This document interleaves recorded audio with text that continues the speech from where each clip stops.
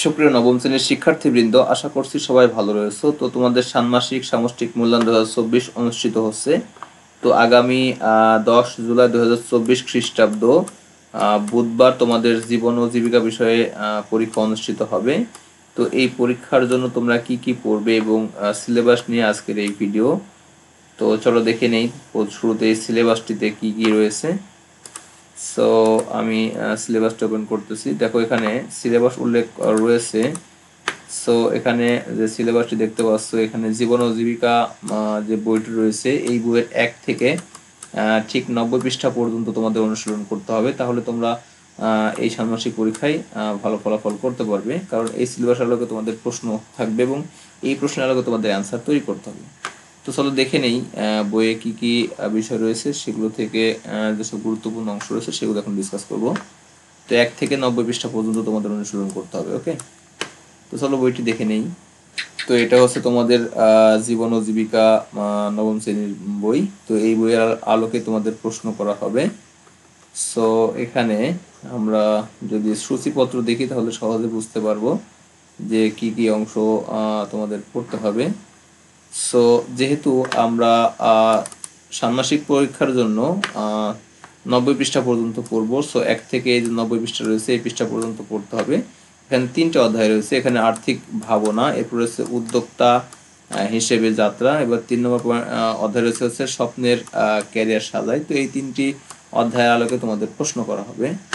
তো এই প্রশ্ন বেসিক যে কনসেপ্ট তা হচ্ছে, এখানে তোমরা ম্যাক্সিমাম অধ্যায়ে একক কাজ এবং দলীয় যে কাজ রয়েছে সে কাজগুলো অবশ্যই তোমাদের সম্পূর্ণ করতে হবে, এবং বেসিক যে কনসেপ্টগুলো রয়েছে এই অধ্যায়ের জন্য, সো সেই কাজগুলো তোমাদের বেশি বেশি করতে হবে। দেখো এখানে একটি একক কাজ রয়েছে, এই একক কাজটি তোমাদের অবশ্যই করতে হবে, গাইড দেখে হোক আর যেভাবে হোক সম্পূর্ণ করতে হবে। সো এরপরে এখানে একটি চার্ট দেখতে পাচ্ছ, এই চার্টটিও তোমাদের জন্য বেশ ইম্পর্টেন্ট। এই চার্টটি তোমরা অবশ্যই সম্পূর্ণ করবে এবং বেসিক ধারণাগুলো অবশ্যই মাথায় নিতে হবে। ওকে, কারণ সম্পূর্ণ বই অনুসরণ করে তোমাদের প্রশ্ন করা হবে না। সো এই জন্য তোমাদের অবশ্যই বেসিক যে ধারণাগুলো রয়েছে এই ধারণাগুলো অবশ্যই মাথায় নিতে হবে। এখানে 4টি পয়েন্ট রয়েছে। দেখো প্রথমে রয়েছে প্রয়োজন, এরপর রয়েছে চাওয়া, এরপর রয়েছে সঞ্চয় এবং সবশেষে রয়েছে নিরাপত্তা। এই 4টি তথ্যের আলোকে তোমাদের প্রশ্ন থাকতে পারে, সেভাবে তোমরা পুরো বইটি পড়বে। সো এখানে দেখো একটি চার্ট রয়েছে, পরিবারের 1 মাসের ব্যয় পরিকল্পনা তৈরি করি। এটা খুব গুরুত্বপূর্ণ, এটা তোমাদের পরীক্ষায় থাকতে পারে, আশা করা যায়। এটা গুরুত্বপূর্ণ, কিন্তু বেশ গুরুত্বপূর্ণ। ওকে, এছাড়াও যে দলগত কাজ রয়েছে, দেখো এখানে একটা দলগত কাজ রয়েছে, এই কাজটি তোমাদের জন্য বেশ ইম্পর্টেন্ট। তো এখানে দৃশ্যপটের আলোকে দলগত আলোচনার মাধ্যমে বিনিয়োগ সম্পর্কে তোমার ধারণা একটি পোস্টারে উপস্থাপন করতে হবে, অর্থাৎ একটি পোস্টার উল্লেখ করতে হবে।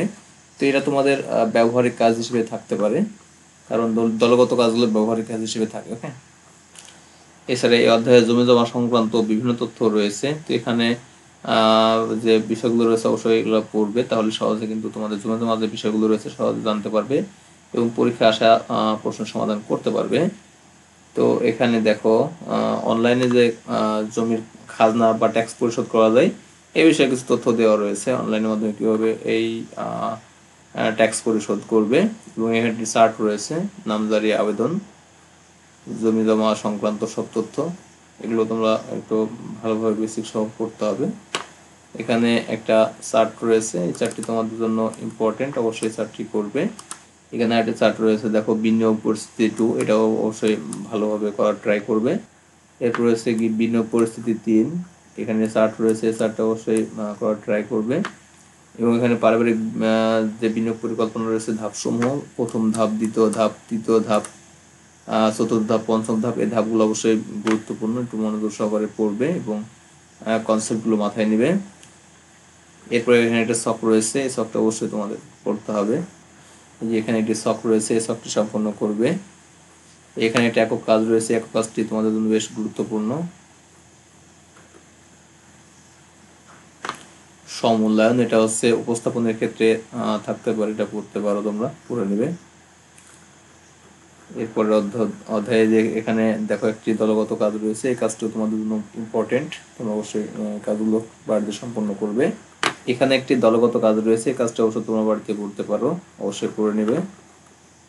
সো এখানে তোমার এলাকার সমস্যা সম্বলিত একটি চিত্র দেখতে পাচ্ছ। এই চিত্রটি তোমাদের জন্য বেশ গুরুত্বপূর্ণ এবং এটা মোটামুটি বলতে পারো 100% আসবে। এটা 100% আসবে বলে মনে হচ্ছে।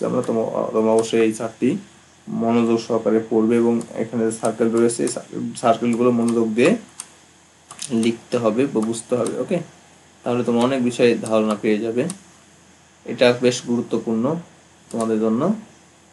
এছাড়া যে ছকগুলো রয়েছে এই ছকগুলো সম্পূর্ণ করতে হবে। এখানে ছক রয়েছে, ছকগুলো সম্পূর্ণ করবে। যে 1 থেকে 90 পৃষ্ঠা পর্যন্ত যে একক কাজ, দলীয় কাজ বা অনেক যে চিত্রগুলো রয়েছে, ম্যাপিং বা চিত্রের আলোকে তোমাদের প্রশ্ন থাকবে। তোমরা একক কাজ এবং দলগত কাজগুলো অবশ্যই সম্পূর্ণ করবে এবং বিভিন্ন চিত্রে যে কাজগুলো রয়েছে সেগুলো দেখবে, মনোযোগ সহকারে বুঝবে। ওকে, তাহলে এখান থেকে ম্যাক্সিমাম প্রশ্ন তোমরা পেয়ে যাবে এবং সহজে অ্যান্সার করতে পারবে। তো এখানে তোমাদের প্রতিবেদন থাকতে পারে। তো প্রতিবেদন কিভাবে লিখতে হবে সম্পর্কিত ভিডিও আমার চ্যানেলে আছে, চাইলে দেখে নিতে পারো। এছাড়া তোমাদের অনুষ্ঠান সূচি লিখতে হয় বিভিন্ন জায়গায়। সো অনুষ্ঠান সূচি কিভাবে লিখবে যদি জানতে চাও তাহলে অবশ্যই কমেন্টে জানাবে। তাহলে তোমাদের কমেন্টের উপর ডিপেন্ড করে আমি অনুষ্ঠান সূচি তৈরির একটা প্রসিডিউর সম্বলিত ভিডিও নিয়ে আসবো, যাতে একটি প্রসিডিউর দেখেই তোমরা বাকি যে সূচিগুলো রয়েছে অনুষ্ঠান সূচি সম্পূর্ণ করতে পারো। তো এইটুকুই হচ্ছে তোমাদের জন্য ভিডিও। আশা করছি ভিডিওটি বুঝতে পেরেছো। তো ভিডিওটি কেমন লাগলো তা অবশ্যই কমেন্টে জানাবে। কোথা থেকে দেখছো তাও জানাতে পারো এবং এরকম ভিডিও চাও কিনা তাও জানাবে। ওকে, তো এই ছিল ভিডিও। আশা করছি সম্পূর্ণ ভিডিও বুঝতে পেরেছো। তো ভিডিওটি প্রথম থেকে শেষ পর্যন্ত দেখার জন্য অসংখ্য ধন্যবাদ। Thanks for watching this video. Thank you.